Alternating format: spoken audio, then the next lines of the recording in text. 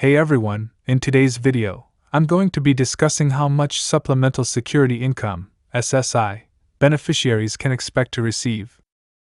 I have all the details and exactly what you need to know right here in the video, so let's get into it and discuss what's going on. First off, thank you so much for liking and sharing this video with those buttons down below. I really do appreciate it. If you're new here or if you haven't done so yet, please make sure to subscribe to the channel with the big subscribe button right down below the video. Your support means the world to me. Now let's get into it. Alright, first off, I do want to clarify that everything I'm talking about here in this video is directly pertaining to SSI Supplemental Security Income and the roughly 7.5 million beneficiaries receiving these benefits. This includes individuals and married couples. I have a bunch of details for you here in this video, so stay tuned. Yesterday, I posted a video about Social Security and SSDI, but I didn't talk about SSI in that video. So, here's a dedicated video for SSI because your benefits are very specific, and we need to give them the attention they deserve. About a week ago, we got the most recent inflation data. Why do we care about inflation?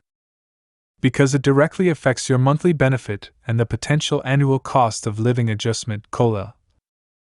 The COLA is crucial as it determines how much your benefits will increase at the start of the new year.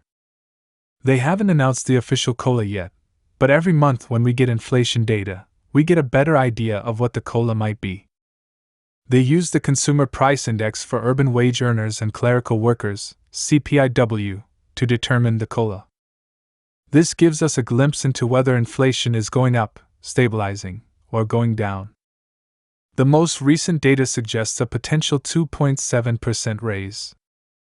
This is not the official announcement, but it's a forecast based on current trends.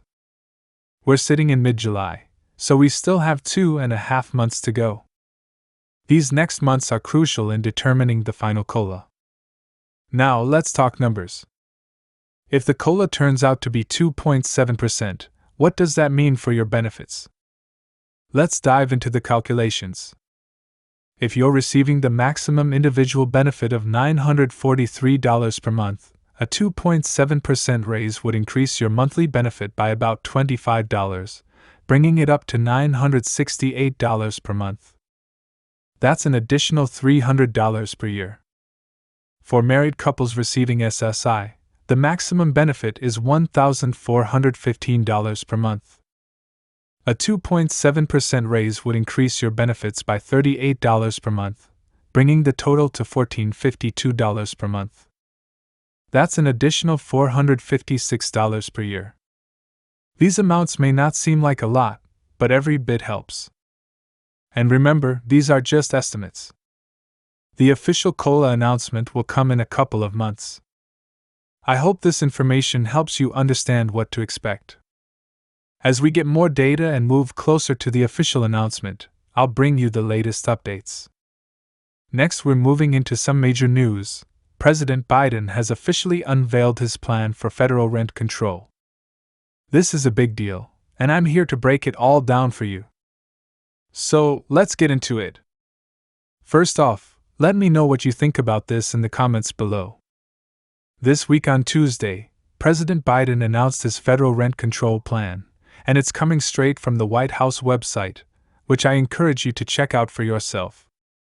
Now, here's the scoop. Biden wants to cap rent increases to 5% a year. I want to be absolutely clear about this part. This cap will be applicable only to big landlords, classified as those who own more than 50 units. This policy would cover 20 million rental units, which is about half of the U.S. rental market. So, this is huge. President Biden said, and I quote, "Families deserve housing that's affordable. It's part of the American dream. Rent is too high and buying a home is out of reach for too many working families and young Americans. After decades of failure to build enough homes, I'm determined to turn that around.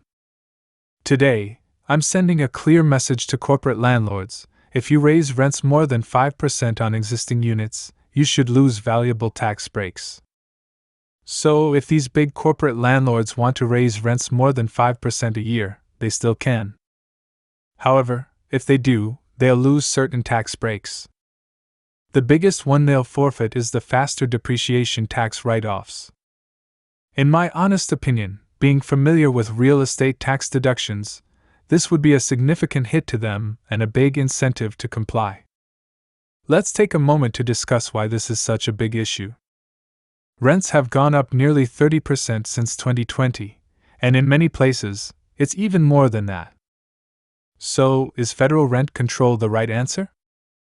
Would it work, do nothing, or make the situation worse?